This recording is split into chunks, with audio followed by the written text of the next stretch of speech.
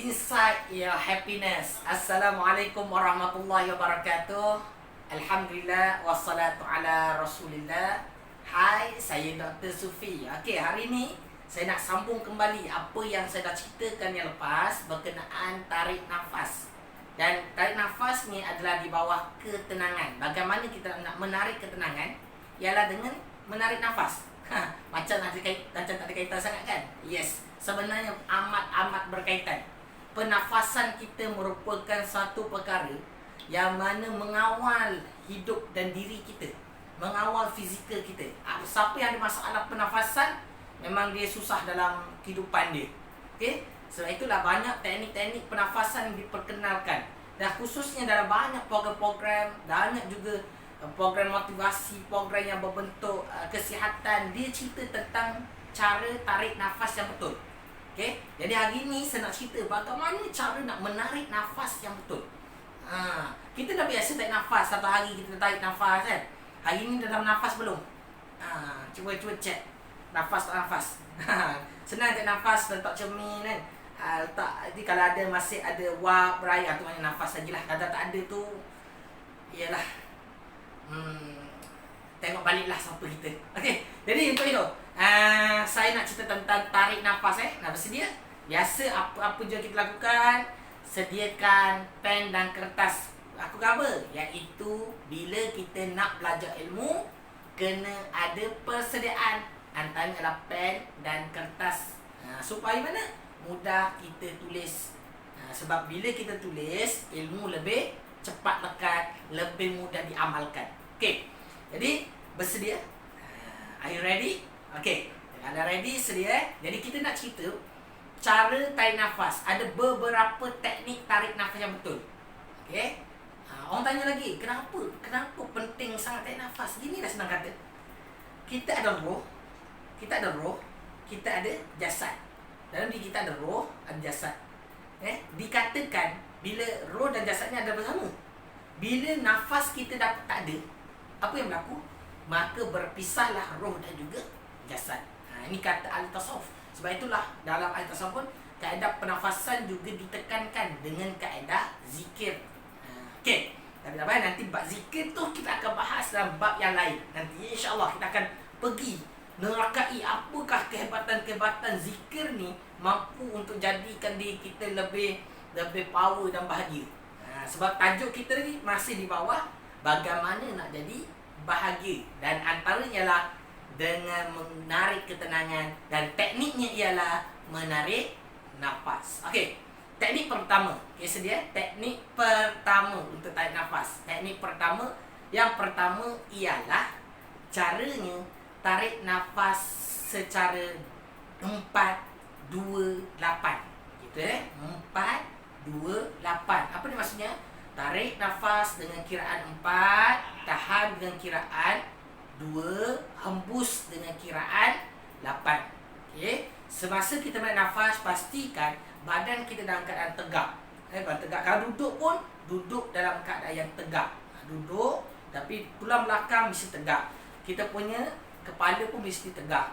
Nafas, nak tutup mata, tak tutup mata, tak ada masalah. Kalau nak rasa lebih penghayatan, tutuplah mata. Tapi tak tutup pun tak ada masalah. Okey, jadi kita tarik nafas tu kita kira, dan dalam hati kita kira detik dia. Okey, detik tarik nafas dengan kiraan 4. 1, 2, 3, 4. Kita tahan kiraan 2. 1, 2. Hembus dengan kiraan 8. 1, 2, 3, 4, 5, 6, 7, 8. Okey. Okey, biasanya berapa banyak set kita buat? Biasanya untuk pernafasan ni, 3 perkara ni, kita akan buat sehingga 7 set. Tapi kalau rasa masih dalam keadaan tertekan, masih dalam keadaan stres, masih dalam keadaan rasa masih tak sedap, rasa gelisah, teruskan lagi sehingga hilang. Ini teknik yang pertama, iaitu tarik nafas dengan kiraan 4-2-8. Tarik, tahan dan lepas. Itu je kita buat. Okay? Kita akan rasa nanti kesan dia.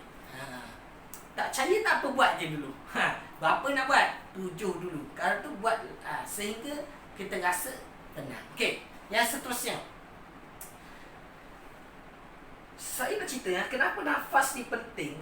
Saya kaedah kedua, saya cakap kaedah kedua. Sebenarnya nafas ni ialah untuk membekalkan oksigen pada otak. Okey. Dan kita membebaskan karbon dioksida melalui melepaskan udara tersebut dengan karbon dioksida. Okey, faham eh? Jadi, bila kita tarik nafas, ramai orang dia bernafas kadang-kadang perasan tak kalau kita dalam keadaan tertekan, dalam keadaan stres, keadaan penat, keadaan banyak kerja, apa yang berlaku kat kita? Nafas kita jadi pantas. Nafas kita jadi laju.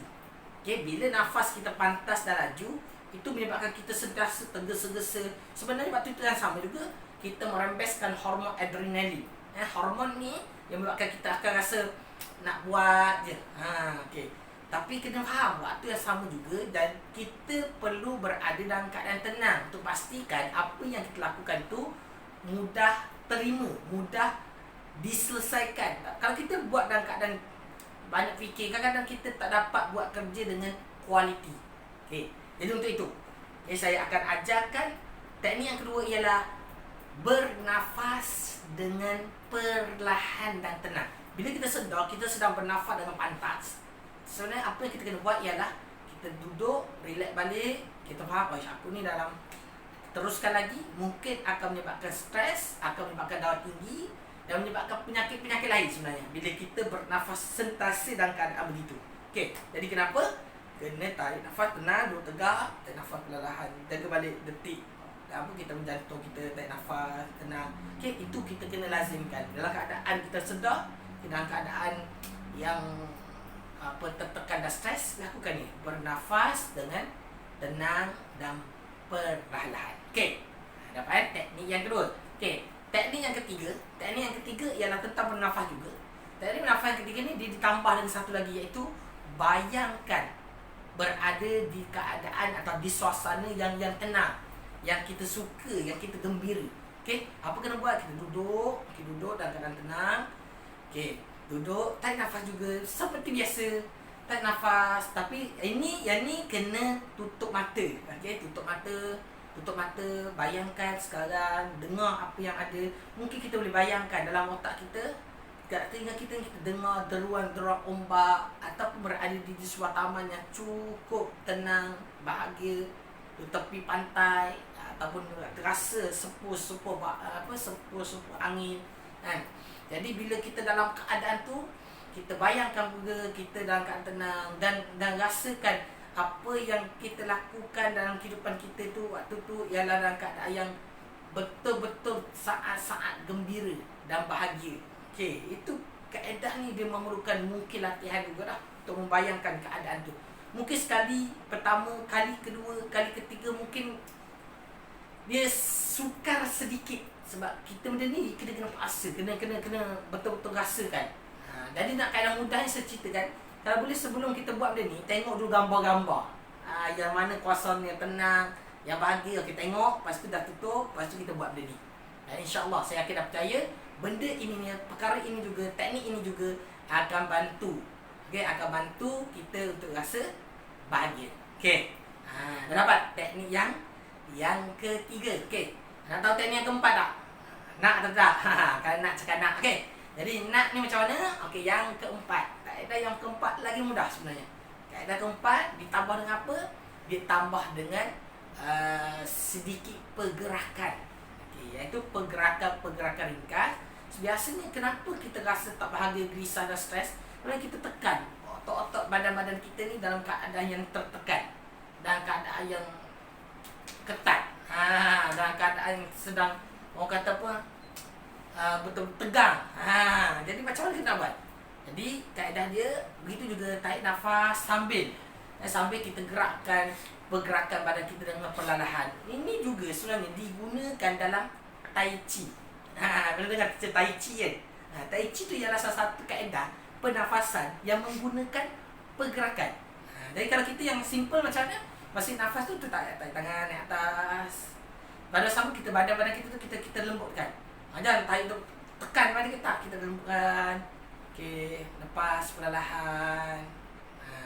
Tarik lagi tangan. Okey. Masa kita buat pergerakan tu, badan-badan kita ni kita kena rasakan bahu dalam keadaan yang semakin lama semakin tenang, semakin lama semakin hilang tegangannya, dan lama-lama kita rasa lebih tenang dan bahagia. Okey, cukup dengan 4. Okay, jika nak tahu lebih lanjut lagi, nanti kita akan bahaskan akan datang teknik menarik ketenangan. Iaitu dengan apa?